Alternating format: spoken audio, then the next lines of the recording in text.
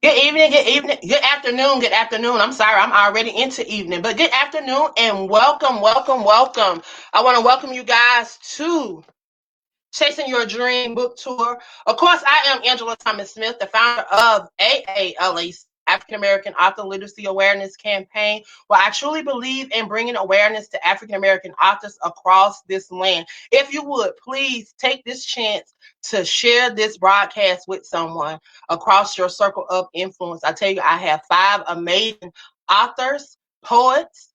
They're going to be sharing who they are and what they're doing. I'm going to bring them up and allow them to tell you their names and where they're coming from.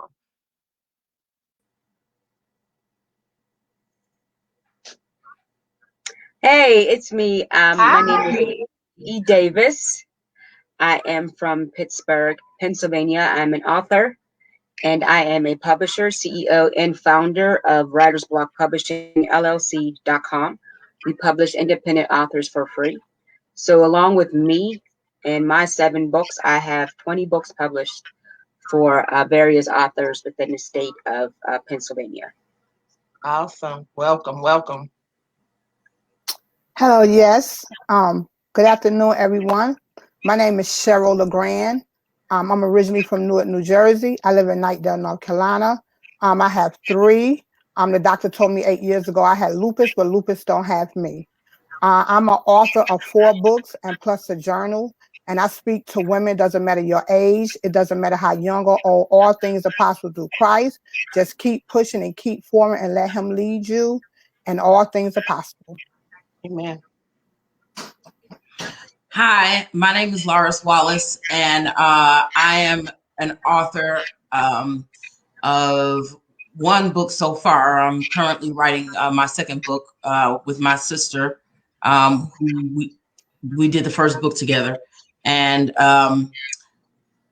I normally work for the federal government, but I do write, and I'm just trying to encourage women and those who don't have a voice to write and voice what you have to say. Welcome, welcome. You're muted.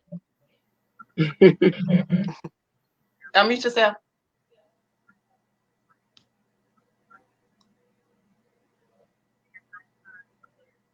Can you hear me?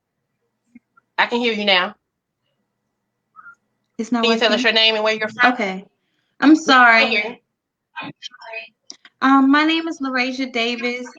I'm from Maryland. I'm currently located in Virginia. I'm an author of 7 books, a series, and a spinoff, and I have a few poetry books on Amazon. Welcome, welcome. I'm an avid domestic violence and participate in like different things. That like I like to network with different people. So, but I don't really like to do this. I'm still getting used to it. But thank you for having me. Welcome, welcome, welcome. How are you today? And welcome. Okay. I'm sorry. Cheryl? Sure. Oh, are you talking to me? Or you talking we have to her? 2. No, we have another one. Oh, okay. You can unmute yourself. Are you muted?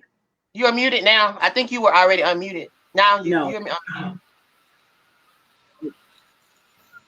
Okay. Hi, my name is Cheryl Jackson. You can't hear me? I can hear you now. Okay. My name is Cheryl Jackson, and I am a writer. My genre is poetry. I wrote a book of poems with my sister. We're currently writing our 2nd book of poems right now. And our message is for everybody. It's not primarily for anyone. It's for anyone that needs encouragement and to be uplifted. And that's what our book is. And that's what our book is for. That's who our book is for.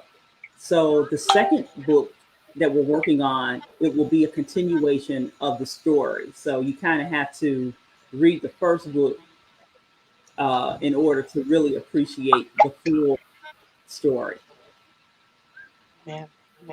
Well, I want to welcome you all. I'm going to bring you guys back downstage, and then I'm going to bring you up individually to give you guys a chance to share with those that are tuned in just a little bit about you and what you do.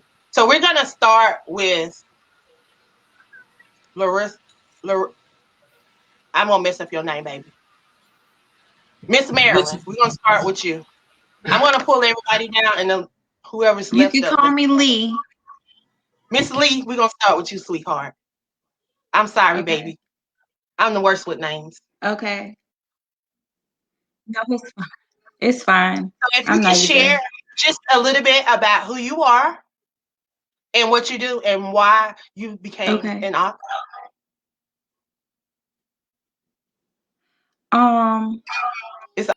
Who am I? I'm a mother, sister. I'm dedicated to writing is my passion. So I just like to write. I write urban fiction. When I write my poetry, I write poetry based on a lot of real life experiences or events and things that I've gone through.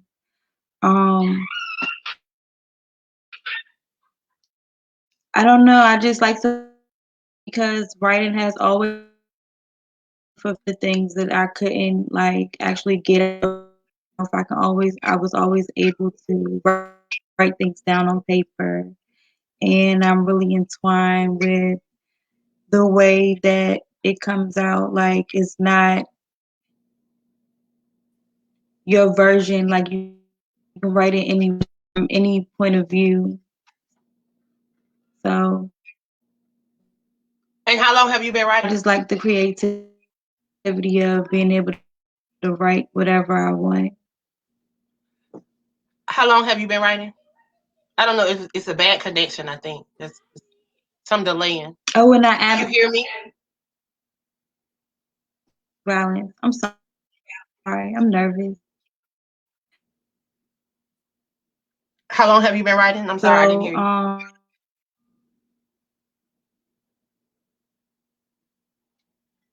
It's saying you're muted. Did you mute yourself?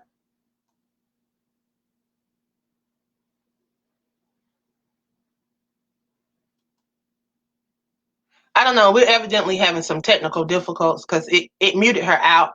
I'm going to see if we can get those technical difficulties worked out. I'm going to bring up our next author, Lyris.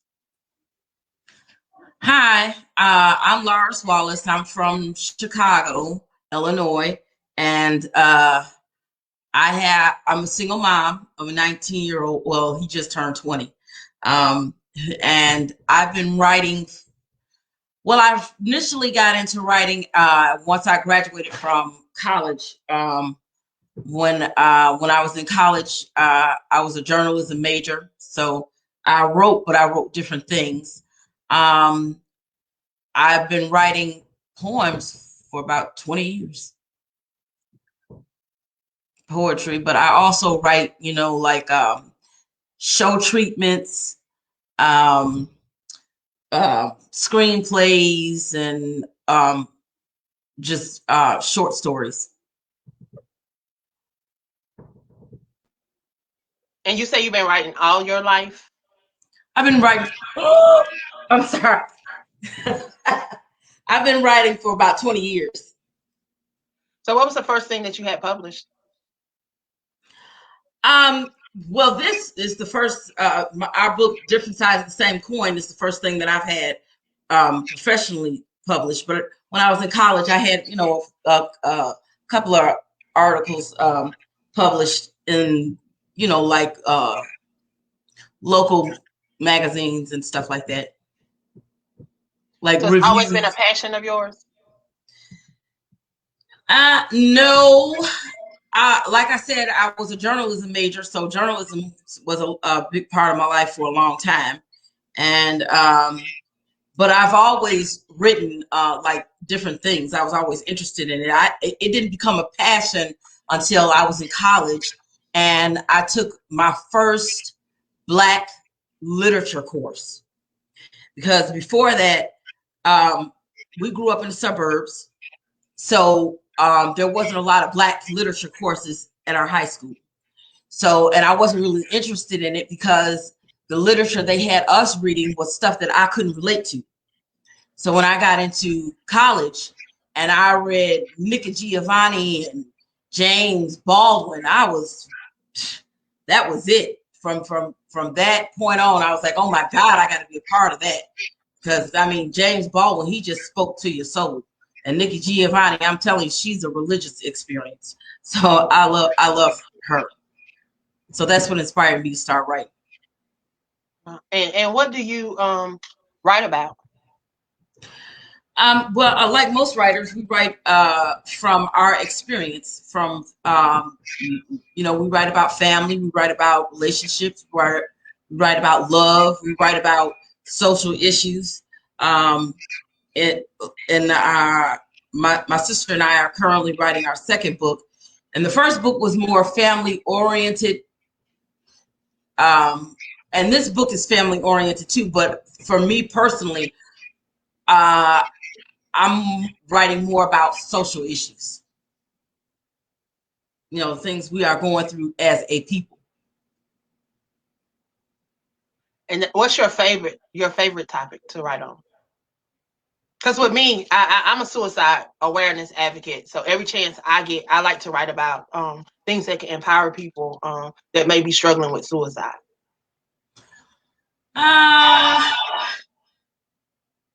I mostly like to write about, encouraging women and especially young girls to be satisfied with who they are, not to be ashamed or feel bad because they're not a size 10 or, they don't have long hair. To be satisfied and be grateful for who you are. I like to encourage girls to feel good about themselves. Amen. Amen. Amen. So I know you said you work for the government. How has your job influenced your writing? None at all. It has nothing to do with my writing. That's just something I do to pay the bills. Amen. Amen. Bills got to be paid. That's right. So where do you see yourself in maybe 5 years on this journey? Hopefully, my sister and I will be I want to get to a point where my sister and I can start making a living off of our writing. If I can do that, I won't have to work for the federal government any longer. That's what my goal is for us to make money off of our writing. Amen. Amen. Well, I'm going to bring you back up, and then we're going to let you share some pieces. I'm going to give the other authors an opportunity to share just a little bit about them, and then we're going to get into allowing you guys to share your books and your pieces. I want to hear some poetry, so I hope y'all ready. I'm ready. Okay. I'm going to bring Miss Cheryl up. Miss Cheryl Lagrange. How you doing again today? One of the things that had me to write 3 years ago was not myself. I was motivated by a family member that said I had a story.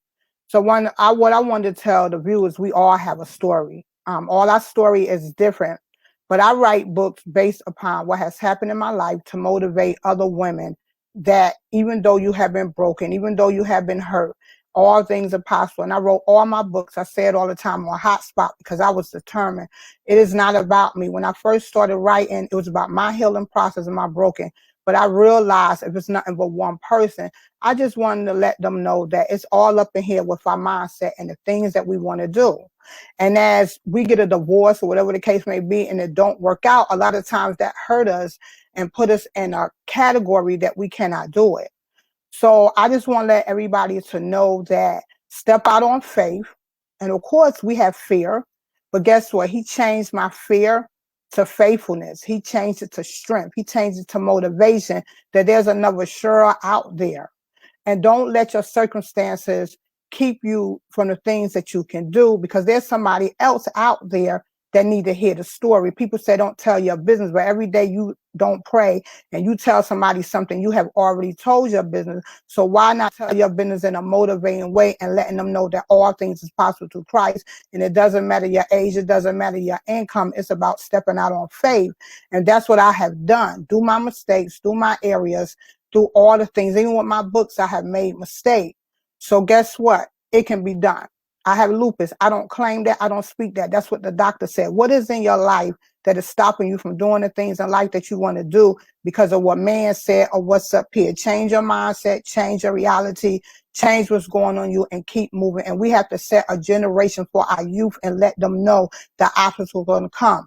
But with Christ, you can keep moving and show them, not only speak it, show them by what you do and what you say. And that's what I have done. I'm trying to live a legacy, not just about money, but a legacy that all things are possible if you keep pushing and keep moving and don't stop, and stop letting other people dictate where God is leading you. You lead yourself and your mind by praying and ask him to show and guide you. And my name is Cheryl Lagrange. So I pray this is motivation to everybody who's listening. And how long have you been writing, ma'am? I only been writing, actually, this will be my 3rd year. Because I was scared, I was fearful.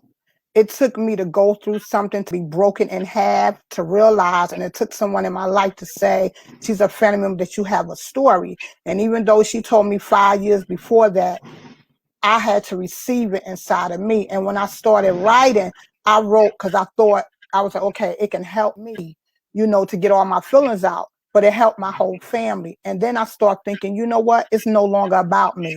There's a Cheryl out there. There's a Renee out there. There's a John out there. And they need to know that, being whole when you have Christ is not also that man or that woman. Because a lot of times as women, I'm going to say I was married, we let ourselves go. We focus on that relationship and we don't focus on God. We don't focus on ourselves. So I had to learn that. And I said, Lord, the next relationship I get in, help and lead me to love you so I know how to love. Take that brokenness away from me so I won't bring it into my relationship. But if you don't share your story, you can't even get that healing out. So take you out, okay, and say, Lord, let me motivate somebody else so they won't make all the mistakes that I made.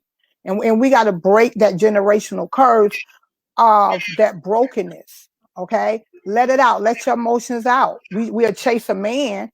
We'll let him come in and out. So why not share your story over and over and motivate the youth, motivate someone your age, and motivate them and let them know that it can be done at any means necessary when you put him first. And that don't mean I'm perfect. That don't mean I know every scripture, but that means that we have a purpose. And when we leave this world, what is your purpose? A generational curse? Or is it to release the generation curse and let the youth know, because they are our future and we need to think about that. So share your story and motivate. We never know who's listening, but don't share the recycle and the repeat. Share, guess what? All things are possible through Christ. Amen. Amen. So what was that turning point? And you said, oh, I have to share this. I can't sit on this no more. Because I want to get that book out. I have youth. They are older now. And people don't understand this. When you are broken, you are affecting your youth. I had to get the story out because I have a daughter and 2 sons. And we have to teach them in life. You are going to go through something, but it's how we handle it. A lot of us scared to get mental attention. I got counseling for 4 years, still getting counseling as a family. So it was a must that I get my book out to let my youth know, guess what? Things do happen, but guess what? You push. They see me do my books on Hotspot. They see me make mistakes and they see me grow. When we grow, our family grow, our youth grow.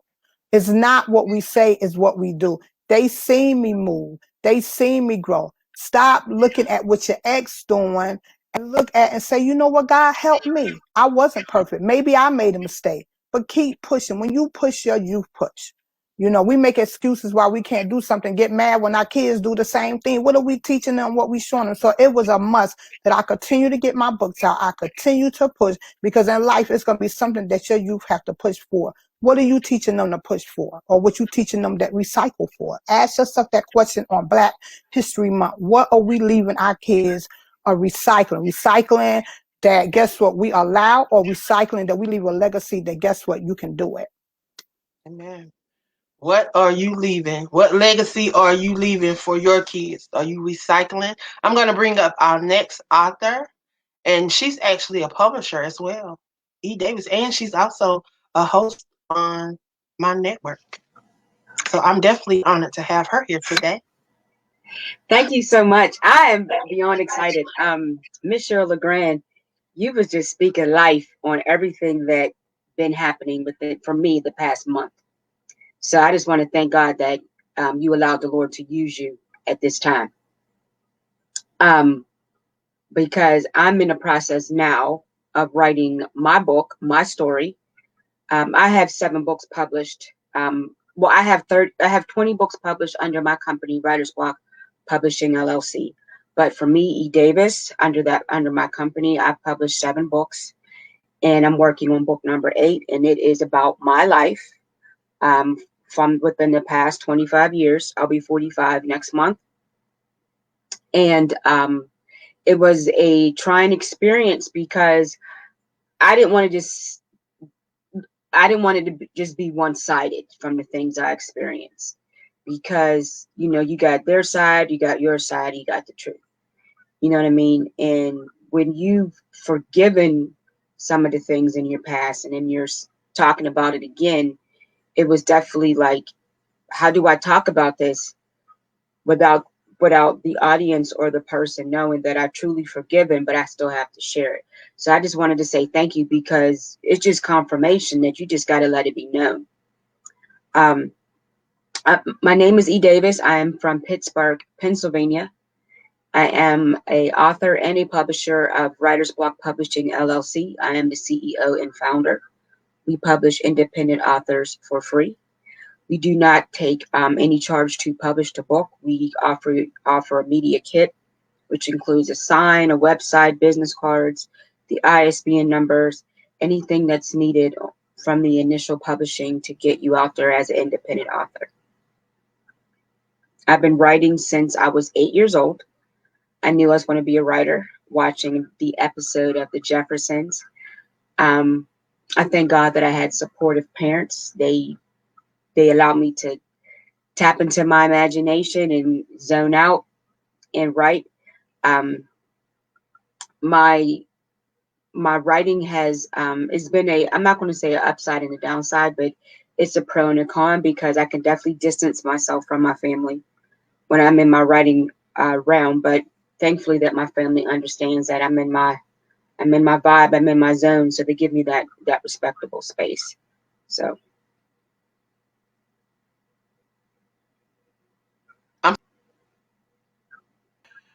I'm sorry. I'm sorry. I was having technical difficulties over here. I'm sorry. I couldn't come back on. It wouldn't let me back on. And how long have you been writing? Since I was 8. You started when you was 8?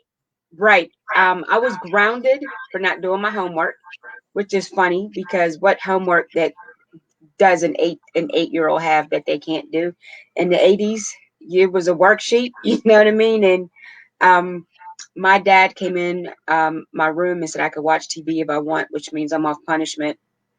And I had an old black and white TV that my great grandmother gave me. Sometimes it worked, sometimes it didn't. That day it worked, and The Jeffersons was on.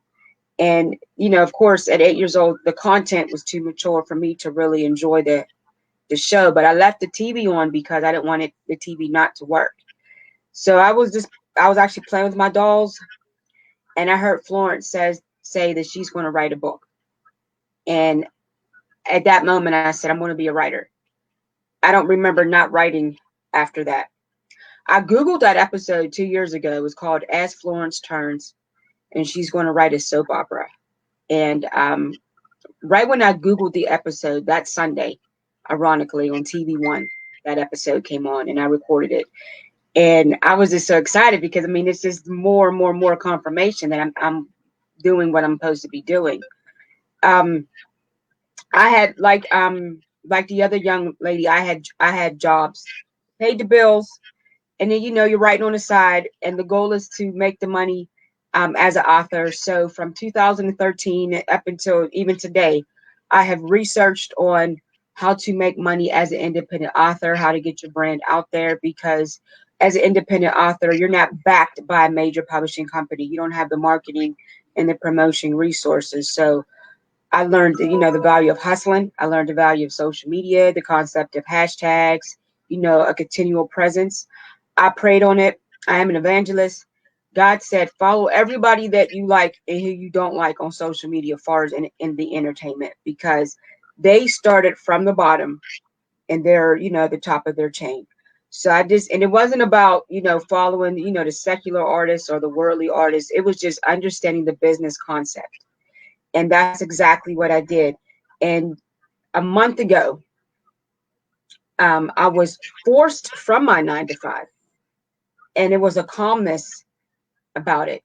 And I told my husband, I said, I apologize if my calmness is disturbing, because I'm a person, I'm extra, I'm excited.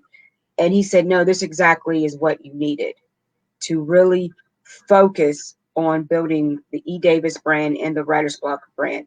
And he is putting everybody, God is putting everybody in my life within the past 4 weeks. So like Ms. Angela, when you was telling me about StreamYard 2 weeks ago, that week I was going on vacation, and I said, I'm going to research StreamYard when I get back.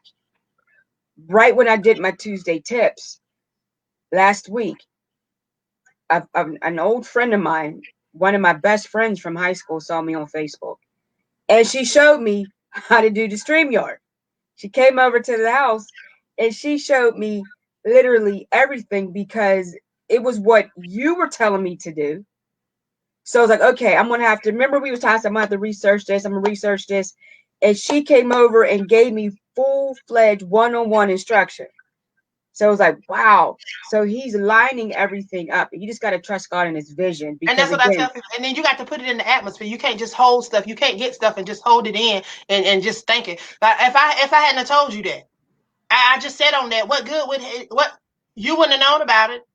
No. And then your friend couldn't have came over and helped you. So what good would that have done me if I had not shared it with you? I shared it with you. Your friend was able to come over. Y'all was able to reconnect. Y'all was able to move forward. Now you're able to touch more lives. I'm telling you, that's what I do, and that's what I want everybody else to understand. And like what you were saying from the acronym DREAM, Jeremiah 29. I know the plans I have for your life.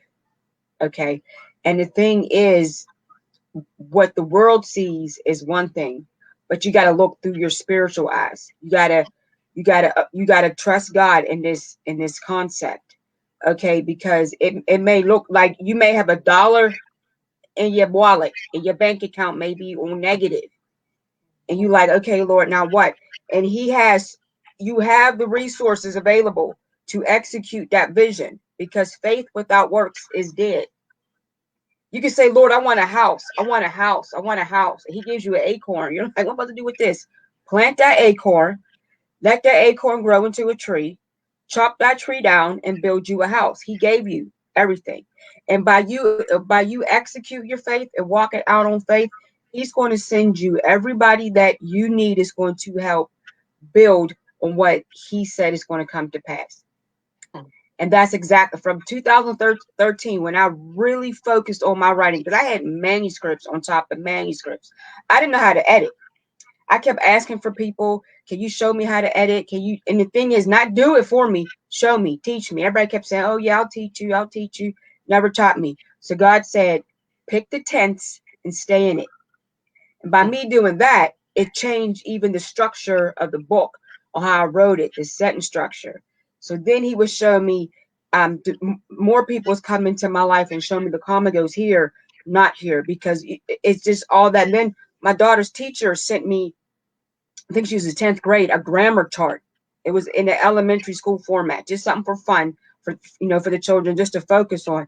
She emailed it to me that night during the open house. So I have that. So if I'm stuck on a pronoun or adverb or adjective, I go right to that. I said, won't he do it? And so, and again, he's just, so I'm telling you. So it started with Miss Cheryl. Miss Cheryl put that fire up under me, because I'm not trying to come on here and preach.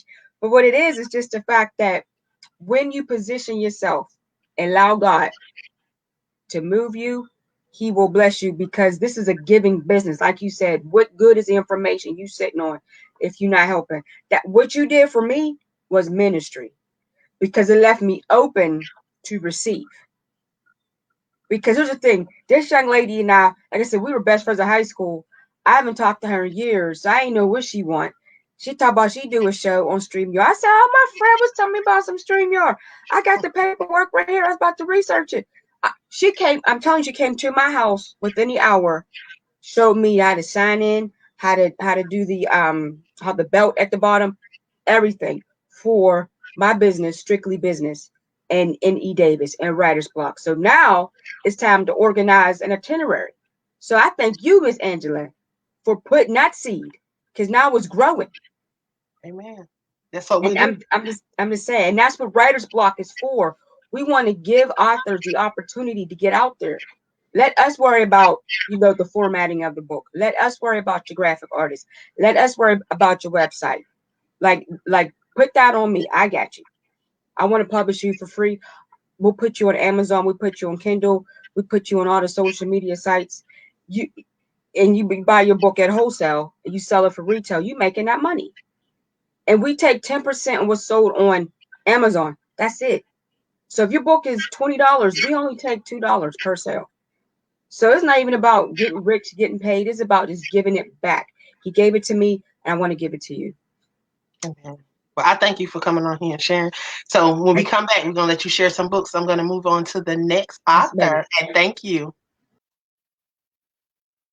So we have another Cheryl, Miss Cheryl Jackson. And I hope I'm saying her name right. You're saying it right, Amber. Okay. Can you hear me? Yes, ma'am. Okay, you're saying it right. So now we want to hear about you. Okay. Like I said previously, I'm a writer. Poetry is my preferred genre of writing, and I typically write. The first book we wrote, me and my sister, we wrote together. We're actually writing the second, which is the follow-up book. We're writing that together as well.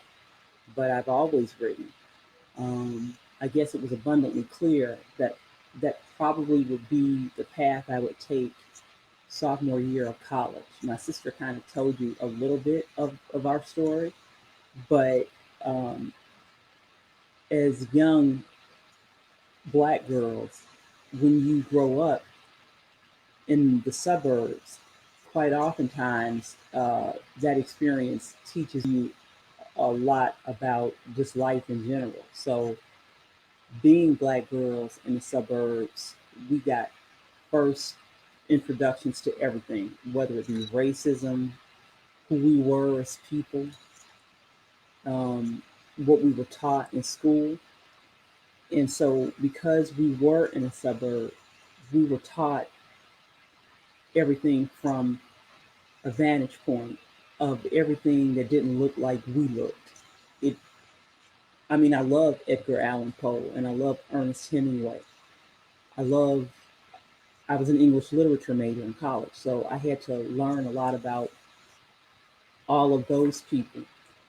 And I do love reading those people, but college was the first time that we were exposed to something bigger and greater. And it's just as good in my humble opinion, but we only get to learn about it in the shortest month of the entire year, which is February, which is what we're in right now, which is Black History. So we were exposed to, and it was an awakening of just everything you could imagine. It was just words manifest, and so no one knows that better than me and my sister, because we have a book in the second book, which is a complete manifestation of nothing but our words. But I thank God that He's allowing us to speak them.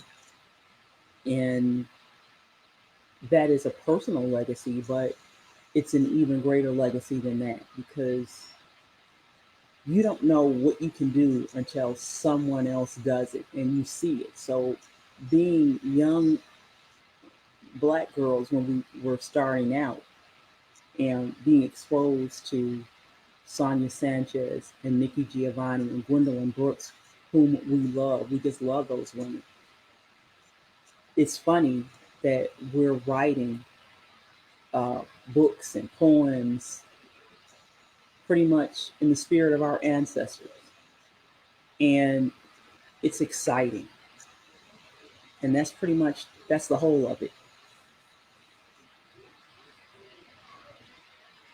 Like y'all been touching on some words, like, and I don't even want to get on and talk because I got a takeover spirit, and I'll start just talking and I'll get beside myself. But you said something, like when you said ancestors, like I've been telling people, like I believe that God is dropping an ancestor anointing upon us in this season right now, for all those prayers that our grandparents and great-grandparents and those before them prayed for us. Because when they, we say we walk by faith, they walk by faith too. Mm-hmm. So all that stuff that they was believing and trusting God for, that they didn't get to see manifest, don't you think that stuff got to manifest? And I tell people all the time, I've been telling people for the last 2 months since this year come in, we think it's all about us, but it's not about us. Because if we want to be real with ourselves, we ain't been on this earth long enough to have to really be walking in anything. We walking in our ancestors' anointing. So everything that's manifesting, we be thankful for our ancestors. That's what I've been telling people. So I feel what you're saying. I definitely feel words are powerful. And somebody made a comment on a post that I posted about silence is good too. It's good, Mm-hmm. but words are powerful. Words give you a voice. Word speaks. Word speaks. Yes. And you don't even have to say nothing. Mm-hmm. You can write the words. That's the good thing about it. You can write the words and they can speak. They will jump off that page. I'm glad you Mm-hmm. guys have stepped out on faith and trusted in yourself and believed on what was on the inside of you and not afraid to share it, because he didn't give us a spirit of fear. So I'm so glad y'all didn't have that spirit. I want to know what really ignited that fire under you and said, okay, I can't sit on this. I got to get this out. I want people to know what's on the inside of me. Life sometimes pushes you and drives you to do the thing that you were intended and meant to do in the first place. And because my dad was sick and he ended up dying of cancer, but that little 85-year-old man was the main source of pushing us by saying, I would like to see your writings, in something before I die in my lifetime. And so that is what ignited my sister and I both. Wow. And it was you share that story with me, and that's, my dad didn't tell me that, but my dad got to see my writing, and he was so proud of me before he passed away. My dad passed away, not last year, 2019, the day before Mother's Day in 2019. Wow. And my dad was so proud when he saw that book, because I had been talking about and talking about all the stuff that I do, but he had not actually ever saw anything physical. And when he saw it physical, I mean, he talked about that book to people. I would hear him. I would walk in the room and I can hear him on the phone talking to people about. He was so proud. And I just want to leave a legacy. I don't want people to have to say or think they know who Angela was. I want them to know who I was, because I'm gonna write about who I am. People gonna know my journey. They gonna know everything about me. So that's why I love that you guys share and don't mind sharing. I'm excited. What else do you want us to know about you? Because I know this journey has not been easy. I think me and you have had some conversations, and I know this journey hasn't been easy. It hasn't been easy, but it's life is funny like that. When you're uncomfortable, usually that's when you know if that's, I know it sounds strange, but when you're in a state of being uncomfortable, that's like the next level. That's when you know that your breakthrough is like right around the corner.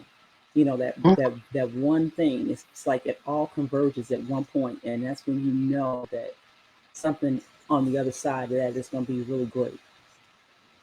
Right. And you are so right. And it's not strange, because we look at things, and when things look impossible to you, that's how you know God is working. And that's how you know God is in the midst, because when it's impossible to you in the natural eye, I can't remember one of y'all, I think it was E. Davis that said about the eyes and being able to see. You know, people don't want to talk about that third eye, but you know, we got another eye outside these two eyes that you can see physical stuff. And see, that's what he want to wake up. You see, the stuff that we see in the physical, he wants you to be able to see inside of that physical stuff, beyond that physical stuff, and see the insight.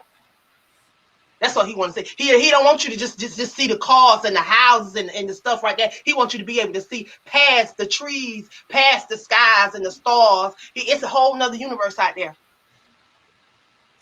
Yeah, he want all that. But see, we got to be open to receive. Open to receive. Open to receive. I thank you guys for stepping out on faith. Jeremiah 29:11 is real. That's my scripture. Yes, I since 2012, he dropped that in my spirit. He told me I was placed here with a purpose. And he dropped Jeremiah 29:11 in my spirit. I've been walking on that. He said, I placed you here with a purpose. Don't think that you just was dropped out of the sky. And I remind people that you weren't dropped out of the sky. He had a plan for you. He said in Jeremiah 29:11, to prosper you, for you, in good health, for you to have hope in a future. All through him. But he had already told us in Jeremiah 1:5. He called us. He named every hair on our head. He said that. And then see what people get confused when he say you should prophesy to the nation. They think you're supposed to go out and just speak stuff. They don't know the prophets. When he talking about prophesying, that gift he don't gave you down on the inside of you, that you're supposed to be sharing with people.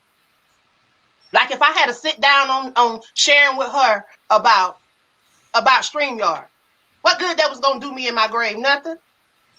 When she can be reaching a lot of people, when she can be touching people, like somebody just posted in here that they want to reach out to her. We got to get beside that. But I thank y'all, because y'all are not those people. Y'all my kind of people. I like y'all. I love y'all. Not like y'all. I love y'all. Thank you for coming on and sharing. I'm gonna bring you back up shortly. I'm gonna bring my last young lady back up. I'm gonna give her a chance to share a little bit. We're gonna talk about these books. I want to hear some of these words and we're gonna talk about these books. I'm gonna bring you back up, Miss Jackson. Okay. Let's get Miss Davis back up. Miss Davis from Maryland. I'm sorry. I forgot we got two Miss Davis. Okay. Can you unmute yourself? Hello. Can you hear me? Yes, I can. I didn't know we was going to be over here. Like, y'all got me about to be in tears. I'm glad you put me last now. Now I know what to say and what to share. I feel more motivated to talk. Everything you know what I mean? At first I was nervous. It's okay. Everything happened for a reason. We family. Exactly. That's what I tell people. People ask me for scripts. They ask me for questions. I don't do that. I don't do questions. I don't do scripts, because I want people to know you for who you are. If we make a mistake, oh well, we make a mistake. We move on. That happens in life. Mistakes happen, and we need to know that we can overcome mistakes. So that's why I do what I do. And I do a show every Sunday. Every Sunday I get ready to go live. I have mistakes. Everything go wrong. I prepare an hour before I go live on the radio. I go live at 8:00. I be up at 7:00 checking my broadcasting system, making sure that it's okay. And I still have problems. So it don't matter how much you prepare. Things are still gonna happen. You just have to know how to maneuver. Yeah, God. That's why you have to trust God. That's why you don't stop, because you know that the end result is going to be worth more than what you could even imagine. That's it. That's it. That's it. My days are always. I want you to share with these listeners. I want them to know who you are as a writer, why you started writing, What? Okay. I know you said you had 7 books out. You got 7 books out? Yes, I have 7. 4. I have 5 urban. So it's a series, the 4-part series. Y'all have to excuse my kids. I'm a single mother of 3. My twins are home with me all day. My oldest is she's in person. So that it's always something. But I have a series that has 4 parts. I have a standalone that goes with it. Then I have 2 poetry books. So I've been writing since I was 11 years old. Inspirations for me were I started reading V.C. Andrews. I don't know if y'all know who that is, but she has one book in particular called Rain. I love it. And I love the way that she wrote when I was younger, because I was young. I didn't know what to read at my age. I was maybe like, I want to say like 12 or 13 or something like that when I really started getting into the reading aspect of it. But I was always a writer. I always had that imagination to be creative. So I would read that, and then from there, when I got into high school, I became more hip to what everybody else was reading. The Eric Jerome Dickies, the Sister Soldier, things like that, which didn't do nothing but made my mind more creative than what it was already. But I like the urban fiction because I used to have crushes on like the biggest celebrities, Mace and Lil Wayne. So I had this very I was fan to have fantasies, like fantasize. I was a celebrity. I lived this, fabulous life, and I would write like that. Like I was really, and my friends loved it. I became so into it that that's just what I did. It was always extra this and something that was coming that I was writing. And that's what I did in high school. And people would pass my stories around like, and that's how people knew me. And then I went through my, tragedies and things in life. I was married. When I got married, I stopped writing. That was in like 2010. And I didn't write until I was pregnant with the twins. So I didn't start writing again until like 2017. I like completely felt like I would never do it again. And I had like gave it up. 1 second. What made you stop? What made me What made you stop writing when you got married? No support. There was no hold on 1 second. I'm so sorry.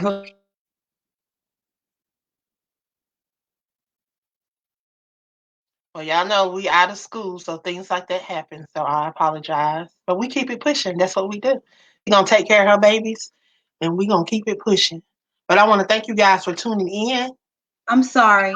You okay? So sorry. Okay, so I had been in a few before I was even married. I had been in a few domestic violence relationships. Those things kind of put my self-esteem down. I lost a lot of weight. So by the time I had my twins and I was like divorced and getting my life back on track, I started meeting different people that had been in similar situations, like me. When you meet like-minded people, you start sharing your ideas and you start sharing your like-minded things. And these people started to encourage me and motivate me. I ended up meeting author friends and people that crocheted like I crochet. And I felt like God was opening up my world for me now, because I had finally let go of that thing that was holding me down, or those things that were holding me down. And when I finally, because when I was younger, before I started having kids and married and all, I had like the highest self-esteem. Nobody could ever tell me nothing. I wasn't cute, whatever, because I just knew that about myself, and I had lost that. And as I gained it back, I started learning new things about myself. And writing was one of the things that I had learned. I could still do this. I was still good at it. So I started writing. And in 2018, I finally self-published my first book on Amazon. People were telling me, at first I was on Create Space, I think it was, Create Space. And then from there, I kind of like, somebody had taught me about Amazon. So I went to Amazon and, and I kept going. And I knew when I first started and said I was going to publish the book, it was only supposed to be one book. And that one book turned into a series. And that series turned into a spinoff. And then, and actually, so I published my first book March the 31st, 2018. That was my first self-published of my series. So this year I'm going to relaunch my t-shirt business and my name, or however you want to speak. I want to relaunch it. So I'm going to do it on March the 31st of this year. So when I do that, I want to basically rebrand myself. I started the year off. I got my LLC. I'm just want to continue to make progress. When I'm now in Virginia, I moved here, and like we were talking about breaking chains and hold on. Okay, can you close the door? You distracting me. Thank you. And I'm live. All right. Love you. See you later. Sorry. Like that's I said, my days are always moving. So this year I got my LLC. In 2019, I had finally made the decision that I wanted to do something different for me and my kids. We needed a change. And I literally decided that I was going to move to Virginia. And when I moved here, I basically had thrown almost everything that we had in the trash and we started over. And my daughter's doing excellent in school. I'm back writing. When I relaunch my business, I'll be publishing my next series with it, at least a book or two, but I have just about the whole series is finished. I'm excited because I felt like I had started to fall off again from my writing. I had like pieces of it here and there, but I wasn't finishing it, So I feel like walking into the new year, I had a new frame of mind. God gave me that peace that I had asked for. He gave me the faith that I needed to, pick up and start over and do what I had to do for me and my kids. And I'm back writing, and I love doing what I do. It's always been my passion, and I never want to give it up. My daughter likes to write now too, so I buy her how you go buy journals for no reason. Like my daughter, I buy her journals for no reason. She's getting into the writing. When I was younger, I used to write like little songs and stuff, so she's like picking that up. So I got her I think she'll probably be like a poet. She likes to be creative and crafty like me. I just want my kids to see the positive, in the moves that we've made, and not just we moved away from our family. There's light at the end of it. It's always light, even if you can't see it. And I thank you for coming on and sharing, because I know we used to follow each other real close. And I remember there was a time when I was like, well, where is she? Because I would be tagging you and I would never get any response. And I was like, where is she? Where is she? Where is she? And I was glad to see you breaks from social media. I do. So I was glad to see you back. And I'm glad to hear that you are back at writing. I'm glad that you did not allow the voice and the move to stop you, because sometimes we have to separate ourselves and we have to disconnect. We have to disconnect so that God can connect to us and allow us to, do what He's purposed us to do. You can't, and some people you get scared and discouraged because you don't know where He's taking you to. But sometimes you have to, and I had to let my guard down. I have no family here where I am. I have friends, as you can see, but it's not a lot, It's like a couple, maybe like 2 or 3 people around me that I know. I don't know anyone here. My car broke down. I was just telling somebody before we came on here, you have to put yourself in a place where you're gonna trust Him when you can't see Him, and you're gonna trust Him when you can't trace Him. I got approved for the apartment here, and then a week before I came here, my car broke down. So then it's like, how do I get there? But I was determined that I was coming here, and I was gonna plant my feet. And now we have I talked to my mom yesterday. We have a house, we're furnished now. We have new beds and everything since we've been here. And it took that, and we've been here about a year. So within a year, we've established, we've grown. Me and my kids. In the beginning of the pandemic, before the pandemic hit, we had found a church. So now I'm looking for a new one, somewhere that we can go to safe, with the kids. Because even my kids, they like, Mom, we want to go to church. But you got to take the right steps before you can just hop out there. But I am looking for a new one. Well, that's it. You're on the right path, and I'm glad that you picked your pen back up. Yes, ma'am. And we will be back to you, because now I'm going to give everybody an opportunity to share a little bit about their books and something that they've written. So I'm going to bring you back up shortly. I'm going to bring Miss Lyris up. And I hope I'm not messing your name up. Is it Miss Lyris? It's Lyris, but it's Lyris. Yeah, but I don't answer anything close. No, I want to make sure you're asking the right thing. Lyris. There you go. It's Lyris. I want you to share your book and a couple of pieces, I guess. Okay. This is the book that I wrote with my sister. It's called Different Sides of the Same Coin. It can it be purchased on Amazon. And I wanted to say this about my sister, though. My sister, she doesn't give herself enough credit. My sister is Wonder Woman. She wanted to write. We had been talking since we were little that we were going to write a book. And when she read my poems, she just, I mean, my sister, she snapped into action. She got the graphic designer. She made it happen. And so my father could see our book. And like you were saying about your dad, our dad was so proud. We would walk in there and he would be on the phone to his brothers or his cousins or whatever, talking about this book. And he told us, he said he didn't really know us until he read the book. So that was all because of my sister Cheryl, who is Wonder Woman. But okay, I want to do a poem, and it's called People Lost. And it's on page 253 in our book. And it goes like this.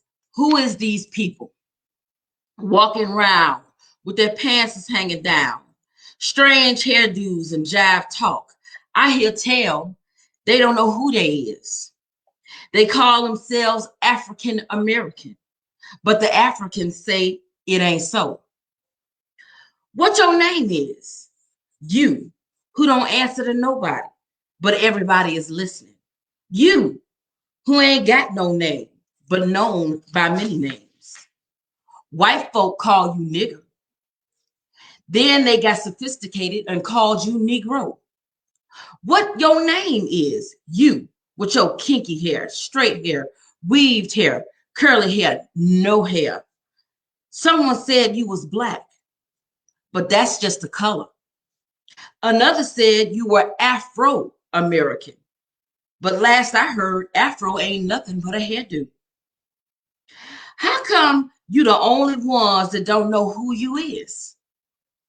Irish, Spanish, Greek, Italian? What you is, black man? God only knows. Jacob lay hold, but nobody knows. Heard you was lost for 40 years. Kings and queens begot your name. Then time stood still and you lost again. Kicked out, sold and bought, whipped and chained, and you forgot your name. What you is, Mr. and Mrs. Black, with your cotton picking hands, singing your plantation blues, eating your hot sauce and chitlins. Yeah, I saw you marching in the streets, carrying your signs, sitting in them lunch counters talking about we shall overcome. I got your black power. Black is beautiful. Black is back. It's a black thing. Yeah, you thought you finally arrived, emancipated, segregated, integrated, not educated. Look, there you is in your Givenchy suits, driving your Mercedes Benz, working on Wall Street, living in Manhattan. Oh yeah, that affirmative action, it is something else. But the uncle in the Supreme House say, y'all don't need that no more. Now you're looking for a friend, but most of them in the county doing 10. Man, these people sure are strange, laying hold to someone else's name. Now I hear tell there is a book. It's sitting on your shelf. Dust it off and take a look. Unstick the pages and walk through the ages, one by one until you're done. Pay attention. Read real slow. Break it down, and then you'll know. Now that you done come to the end, I'll ask my question once again. What your name is, and who you be? You close the book and smile at me. And that's the end of that. I like that. I like that. I think you're getting some more snaps back here. Thank I you. think you're getting some more snaps back Thank you. here. Thank you. We're going to bring Miss E. Davis up and let her share a little bit about her pieces. Okay, well, I'm going to read from my short story, Another Slice of Pie. And I was inspired by, ironically, Albie Shore's version of Killing Me Softly. And this book is about a gentleman that sees a woman that looks really familiar. It's like he knows her. And once he realizes who she is, now it's just like, okay, we definitely got to sit down and talk. So I'm just going to read a few excerpts from it. Andrew waits to the end of Lydia's performance. He needs to talk to her. He approaches the bartender. Can I speak with Lydia Rose? He asks. The bartender shakes his head. Sorry, she leaves immediately after her session. Andrew sighs. Will she be in tomorrow? Andrew asks. The bartender nods his head. Andrew thanks the bartender for the little information and then races home. The anxiety of the possibility of who Lydia Rose is or who she might be weighs heavily on Andrew's heart. He storms into the house startling Mona. Mr. Gallagher, Mona says, startled by his frantic demeanor. Brandy! He exclaims and then races into his study. He opens the closet and pulls out a photo box. Mona enters with his brandy. Andrew opens the box and then dumps them on the floor. He sits down on the floor and searches frantically through them. Mr. Gallagher, Mona says, what's the matter? Andrew doesn't reply. He grabs a photo of the beautiful black woman. She has dark eyes and a bright smile and a rose in her hair. And again, the uncanny resemblance because the woman looks like Lydia. He cries out, Robin! Mona stands nervously, not knowing what she should do. Andrew is breathing hard. Her name, Lydia Rose, that is his name. Robin! He groans. Mr. Gallagher, Mona says in a soft tone. She walks to him and sits down beside him on the floor. What's the matter? Andrew looks at Mona. She sees pain in his eyes. The singer, he said softly. Tears fall from his eyes. Mona nods, but doesn't know what he's referring to. She's my baby, says Andrew. Mona's eyes question, asking, trying to understand who and what he is talking about. Andrew shows her the picture that's in his hand. Mona looks at the photo and then she looks at him. She shrugs her shoulders in bewilderment. We were married, but she left me, Andrew said in a soft tone. I wanted her to stay, but she wouldn't. She must have been pregnant. I didn't know it. And tonight, that singer, she's my child. Mona is shocked by what Andrew was telling him, and then she begins to remember a few years before she started working for him. Everyone in the city was shocked by Andrew's impromptu marriage to a local girl that he happened to have gone to college with. However, with their low-key lifestyle and very limited social sightings, Andrew Gallagher's marriage became no big deal. Most people predicted that in a few years, she would be gone, and she was 2 years later. How old is the child? Mona asked. She has to be about 22, he answered. I have to talk to Robin. Andrew quickly stands and races to the door. Mr. Gallagher, Mona calls out quickly, jumping to grab Andrew. I have to talk to Robin. It's well past midnight.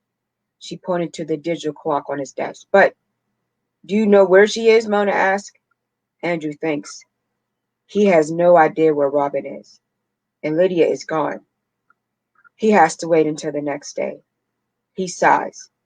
Sit down, Mona says, leading him to the sofa. She hands him his brandy and sits down beside him. Are you sure that the girl is your daughter? Yes, he answered. And as he quickly drinks the brandy, he hands Mona the glass. Mona raises the glass, indicating he wants another. He shakes his head. Mona looks at him with questions in her eyes.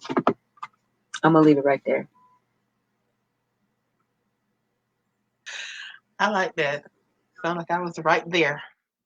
That was interesting. Thank you. What sparked that? That was interesting. Well, sometimes I have a muse, and my muse will lead me to an inspiration. When I see my muse on a repetitive basis, he just happens to come around. I jokingly say to my husband, to my friends that know, I say, there's been a muse sighting. So that means that the inspiration is coming, and I just have to be open to whatever it may be. You know, I don't get into nothing crazy or gothic or, you know, demonic or whatnot, but I just have to listen and be open-minded. Like right now, writing my book, my muse is Beyonce's concept of lemonade. I'm not a Beyonce fan, but I have to be open to the artistry behind it. But nevertheless, my muse led me to Killing Me Softly. Of course, there's 50 million versions now. And I needed to hear I'll Be Sure's version. I don't know if you ladies remember from his album, Ineffective Mode. And at first I listened to the original by Roberta Flack and Luther Vandross. But I'll Be Sure's had a crazy pull, a creative pull, that I kept it on repeat every day for a month. I just let it play. There was a type of crying out in his version. I mean, of course, he was doing an R&B vibe, but to me, it was like a wailing, a sorrow. And there was something about the lyric that she read that she knew me, embarrassed by the style. There was something about that, like she was reading the letters and the guy was embarrassed.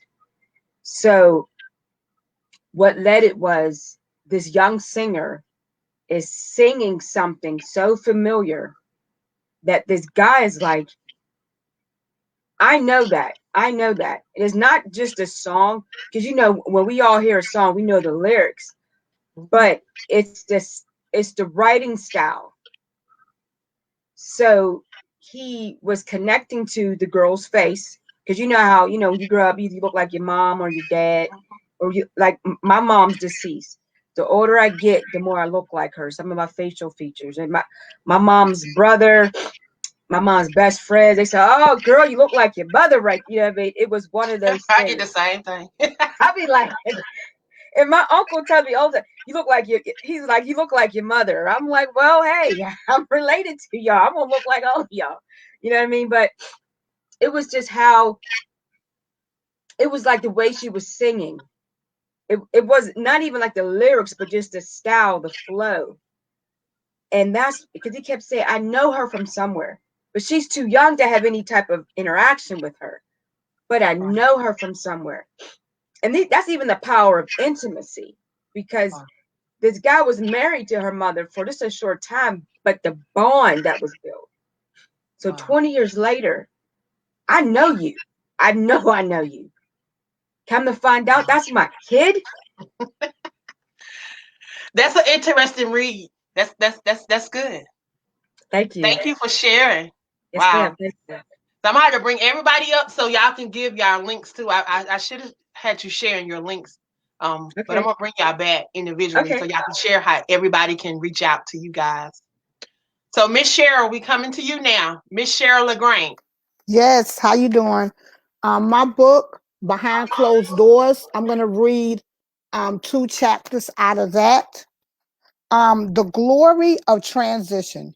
Even though the journey is tough, you will be praising God once you transition from living behind closed doors. You as a person feel complete. You will grow and learn how to love yourself. You step out of your comfort zone into God's zone. You will stop trying to please man, because unlike man, God never changes.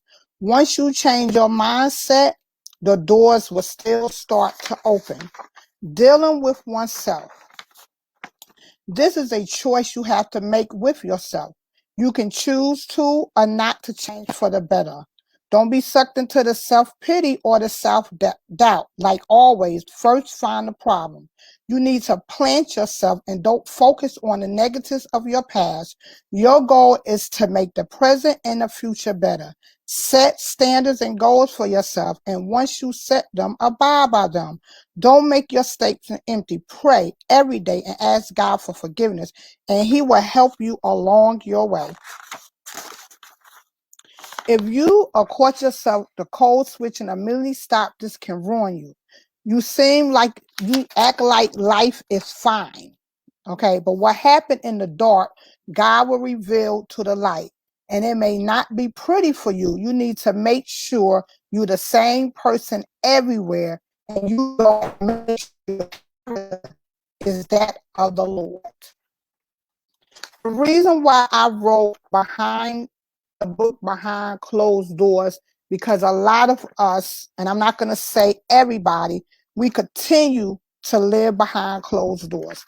We cannot help our youth if we are living behind closed doors, because every time we try to please a man or trying to please an example would be a wife slaving and doing everything for her husband, a kid saying she's happy while truthfully she is hurting. Therefore, mentally, living behind closed is another example.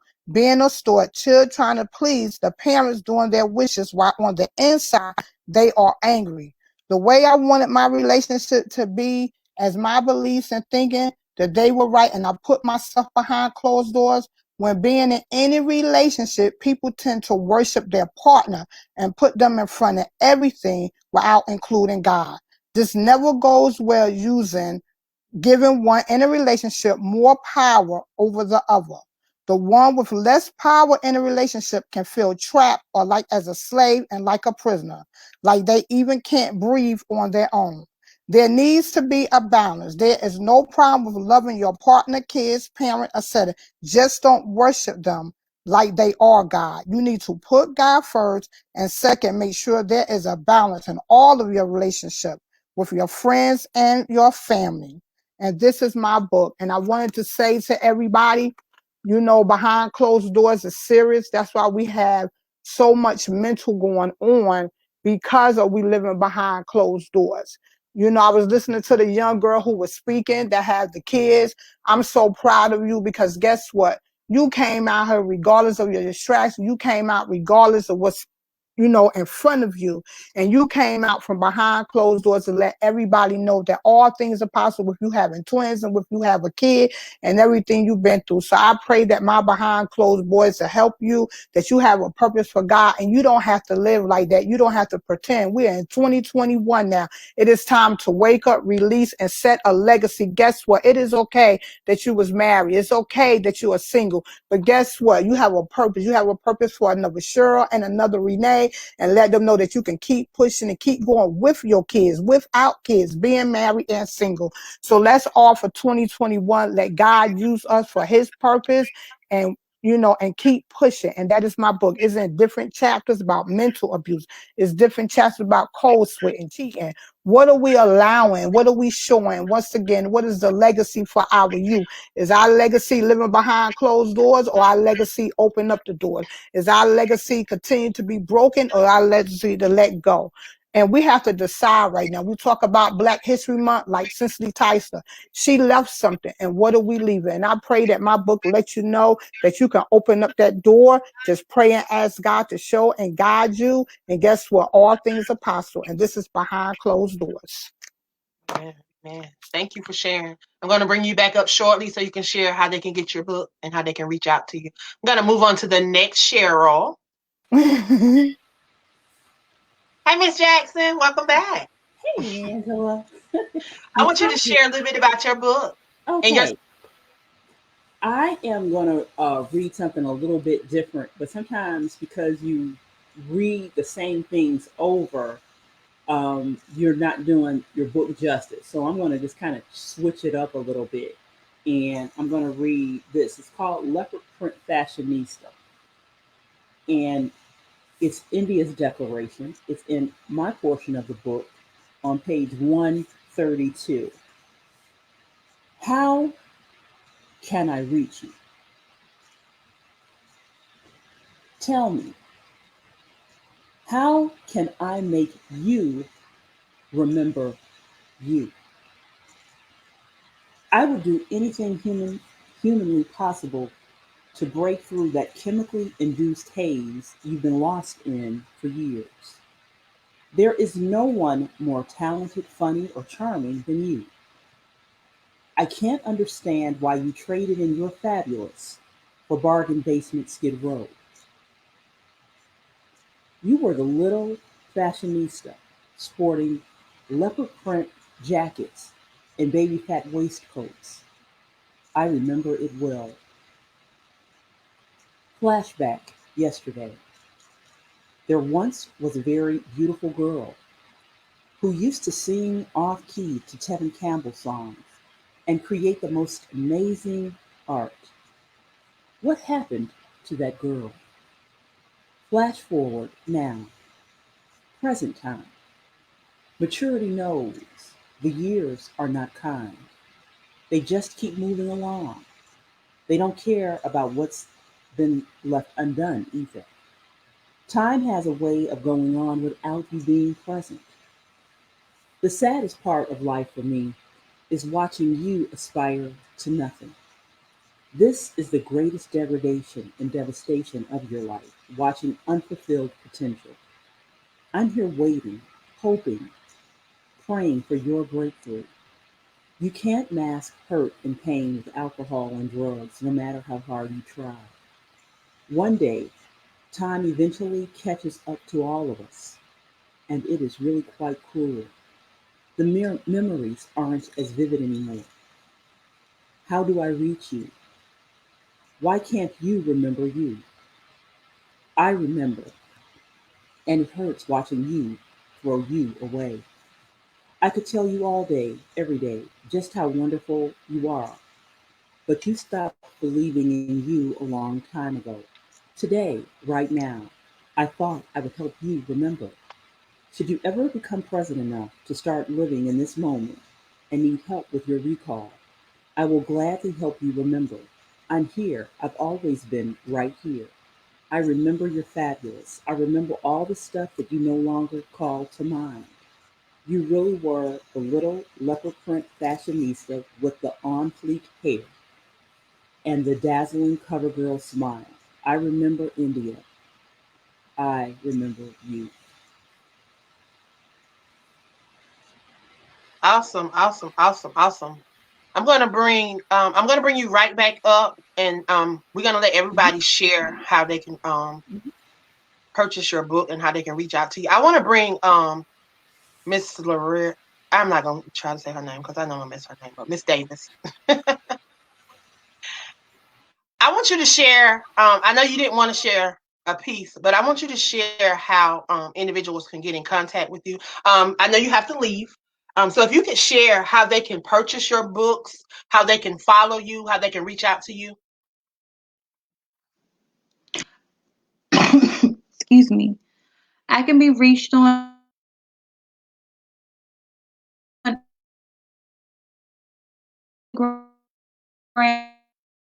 underscore grind all word underscore, or you can just follow me on my page on Facebook, which is LeRazia Davis.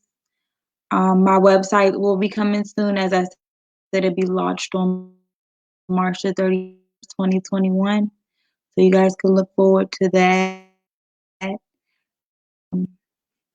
And if you would do me a favor, if you could That's put your about it. I Facebook don't really on. have any more pages. Can you hear me? Okay. If you could leave your contact information in the chat, I'll include it on the screen. I want to thank you for joining us today. I'm sorry you have to leave, but thank you for Oh, stopping and by. because you did ask, I guess you You can have a blessed day, and thank you. search my name, or the name of my series is called The Shady Side of Life.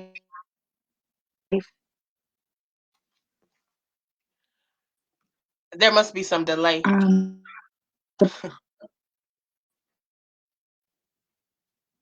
The whole series and the spinoff, and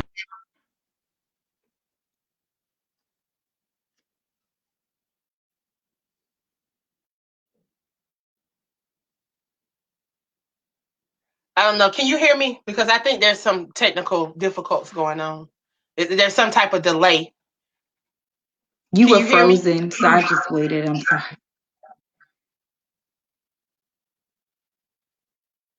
Am I frozen now?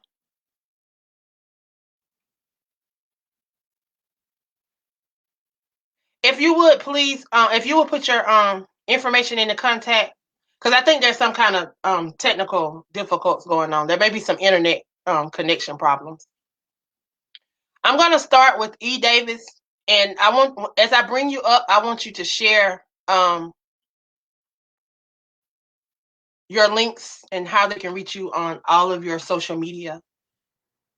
You can find me at Davis LLC on Facebook, and Writer's Block Publishing LLC on Facebook, under the same name on Instagram. I am _E.Davis on Instagram, and the website is writersblockpublishingllc.com and edavisllc.com. Can you make sure as you leave that you post this under the live, so that as I share this across social media, they'll be able to see your links and stuff, if you would? Sure. Can you just give me a brief lesson, or do I go into the private chat and enter that information? Actually, once this live ends, when you go back on Facebook, where you actually saw this post at, if you can just post in the comment section, it'll automatically appear. So everywhere that we've shared it already, it'll automatically show in the comments. Okay, no problem. Miss Cheryl? Yes, how you doing again? If you would please share how they can get your book and how they can reach out to you. Yes, you can get my book on Amazon under author Cheryl Lagrange. All my books and my journal, and you can all reach out to me on Facebook, Cheryl Northern Lagrange, and I have an author page, Cheryl Lagrange. So that's how you can reach me, like I said, for all 4 of my books and plus my journal. Okay. And if you would please make sure that you add your information in the contact in the comment section where this live is being broadcast on Facebook. I sure will. Okay, and thank you. You're welcome. Miss Cheryl Jackson. Oh, hey, Angela. Just really quickly, we can be our book, Different Sides of the Same Coin, can be purchased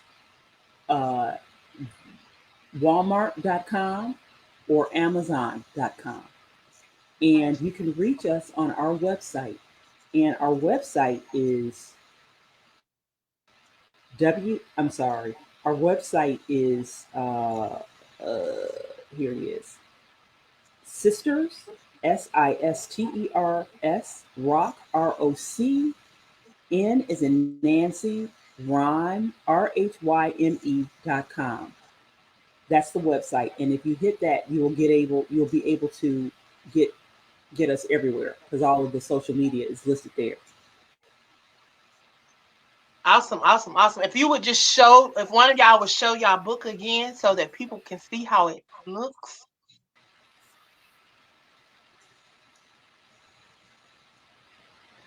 Awesome, awesome, awesome. I want to thank you guys for stopping by as well. I'm going to bring everybody up so everybody can see you guys on the time before we exit. I want to thank you guys for stopping by and being a part of AALAC. Of course, I am the African American Author Literacy Awareness Campaign. I truly believe in bringing awareness to brown authors. If y'all would just show y'all books up, this is my desire, is so people would know who you are. If there's anything that I can do to assist you guys on your journey as an author, please feel free to always reach out to AALAC or Aspiring Authors Magazine. That's what I'm here for. I'm here to assist. If I die tomorrow, I can't take none of this knowledge and none of this that I have with me. So I want to give all I can give. So I'm here for you guys. I want to thank you guys for stopping by. I pray you have a great day. Thank you. Thank you. Thank you. God bless everyone. Bye-bye. You too. Thank you so much, everyone. Yes. Bye. It was nice meeting everyone.